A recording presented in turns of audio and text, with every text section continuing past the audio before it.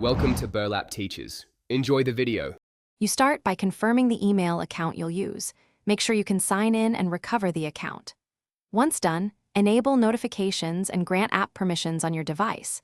This ensures alerts can appear. If you use a custom server, check SMTP/AMAP credentials and port numbers now, because incorrect settings block delivery. Also, whitelist the sender or domain so messages bypass spam filters. Do this early to avoid missed notifications. Now configure the actual rules that trigger notifications. You'll create filters or rules that match sender, subject keywords, or priority flags and assign an action to notify you immediately. Once rules exist, set device-level preferences. Push versus silent, sound, and banner behavior so urgent messages stand out.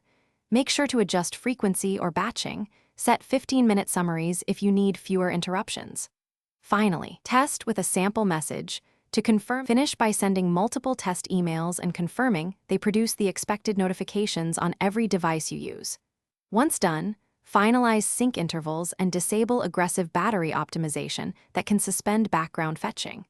If notifications fail, check spam or filter rules, then re-enter credentials and verify SMTP/AMAP ports. Permissions and notification channels are common culprits. If needed, restart the app or device and run one final test. This catches intermittent issues and confirms you're receiving notifications consistently. Thanks for watching. Consider subscribing if this video helped you.